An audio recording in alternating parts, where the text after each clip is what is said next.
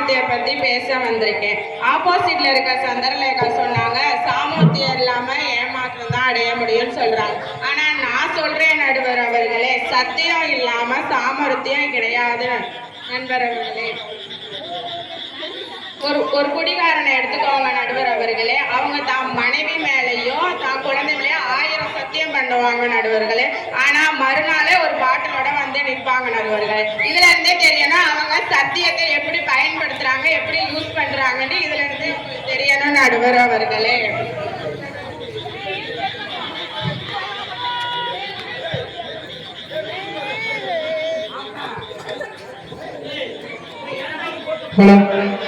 ஓ, நீ இந்த சத்தியம் அந்த சத்தியம் சொல்றியா? பொய் சத்திய சத்தியமா வாழ்ற அந்த இல்ல, சாமியை பார்த்துட்டு பொய் சத்தியம் போயிட்டு போகுது அப்படிதான் நிறைய பேர் இருக்கானுங்க. சத்தியமா நான் குடிக்க மாட்டேன்னு சொல்றேன், அப்புறம் மாப்பிள்ள இன்னைக்கு ஒரே ஒரு நாள் மட்டும் குடிக்கலாம் அப்படின்றாங்க. சொல்றது கேட்டுவேன். இன்றைய உலகத்துல எடுத்துக்கோங்க, அரசியல், வேலை, சமூகம் எல்லாவற்றத்திலையும் சாமர்த்தியம் தான் முதல்நிலை இருக்குன்னு சொல்றேன் நடுவர் அவர்களே. உதாரணமா ஒரு வேலைக்கு போகணும்னா அங்க வந்து நீ 2 டிகிரி வாங்கியிருக்க, ஆனா நிறைய டேலண்ட் இருக்குன்னு சொல்லுவேன். ஆனா அவன் ஒரு கேள்வி கேட்பியான். அந்த கேள்விக்கு அந்த சூழ்நிலையில நீ சாமர்த்தியமா பதில் சொன்னா மட்டும்தான் உனக்கு வேலை கிடைக்கும். அந்த வேலை வாங்குறது கூட அங்க புத்திசாலித்தனமா சாமர்த்தியமா நீ பேசிதான் அந்த வேலையை வாங்க முடியும் நடுவர் அவர்களே.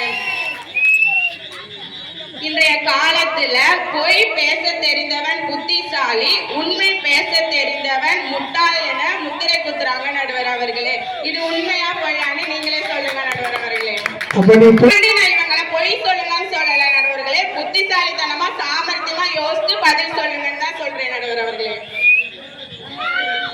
வைத்து முயற்சி செய்தால் வெற்றி தோல்வியின் அனுபவமாகும். தன்னம்பிக்கை வைத்து முயற்சி செய்தால் வெற்றி தோல்வியின் அடிப்படையாகும்.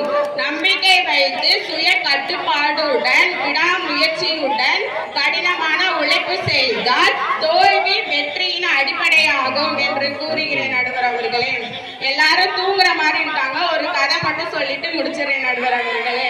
நீ கதை சொல்றியா? சொல்லு அதையும் கேட்கிறேன். தூங்க வச்சுறாங்க. காட்டுக்கு ராஜா யாருன்னு சொல்லுங்க.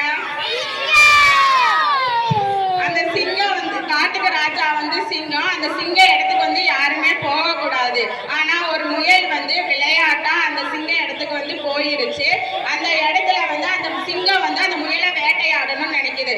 ஆனா அந்த முயல் கொஞ்சம் கூட பயப்படாம தான் புத்திசாலித்தனத்தை யோசிச்சு அந்த அந்த சுய கட்டுப்பாடோட இருந்து தான் உயிரை எப்படி காப்பாற்றணும் அப்படின்னு நினைச்சு தான் உயிரை காப்பாத்திக்கிச்சு அந்த முயல்.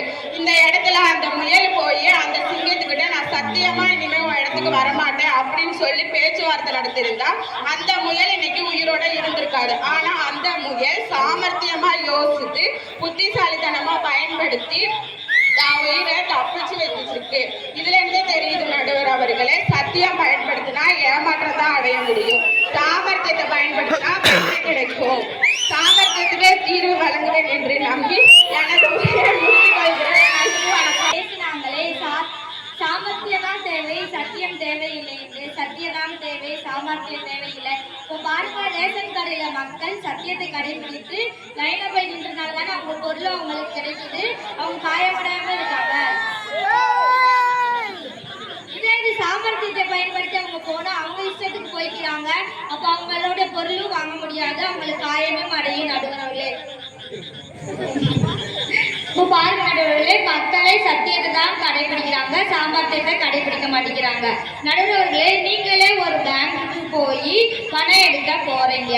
போனோடனே சாமர்த்தியத்தை பயன்படுத்தி பணம் எடுக்க முடியாது. அதுக்கு வந்து சலான் வாங்கணும், ஃபார்ம் ஃபில்அப் பண்ணணும், கவுண்டர்ல போய் கொடுக்கணும். ஃபார்ம் ஃபில்அப் பண்ணும்போது ஒரு மிஸ்டேக் ஆனாலும் பணம் எடுக்க முடியாது. ஏன் கவர்மெண்டே சொல்லியிருக்கு, வாய்மையே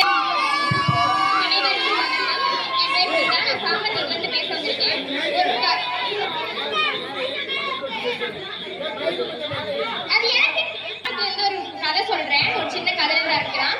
ஒரு படிக்காதவர் பேங்க்ல போய் காசு எடுக்கலான்னு போயிருக்காரு. அங்க பேங்க் மேனேஜரும் காசு எடுத்து அந்த படிக்காதவர்கிட்ட கொடுத்துட்டாரு. படிக்காதவர் அந்த காசை எண்ணி பார்க்கும்போது ஒரு தாள் கம்மியா இருந்துச்சு. தாள் கம்மியா இருந்துட்டு பேங்க் மேனேஜர்கிட்ட போய் வெறும் காசை மட்டும் தான் நீட்டினாரு. நீட்டு பேங்க் மேனேஜர் என்ன ஒரு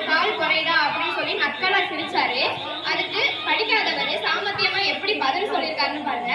2 தாள் அதிகமா இருக்குன்னு சொல்லிட்டாரு. அதுக்கு பேங்க் மேனேஜர் எதுவுமே பேசாம காசு புடுங்கி கையில எண்றாரு, மிஷின்ல போடுறாரு, எண்ணிட்டு இதுல 1 தாள் தானே கம்மியா இருக்கு அப்படின்னு சொல்றாரு. அதுக்கு பேங்க் மேனேஜரே சொல்லிட்டாரு 1 தாள் தான் கம்மியா இருக்கு அப்படின்னு. படிக்காதவரு ஆமா 1 தாள் கம்மியா இருக்கு அப்படின்னு சொல்லிட்டாரு. படிக்காதவரை ஏமாத்த பார்த்த பேங்க் மேனேஜர் படிக்காதவரு சாமர்த்தியத்துல வச்சு அவர் காசை வாங்கிட்டாரு, ஃபுல் பணத்தையும். சாமர்த்தியம் ஒரு கவிதை. சாமர்த்தியம் என்பது ஒரு வழி, தன்னம்பிக்கையில்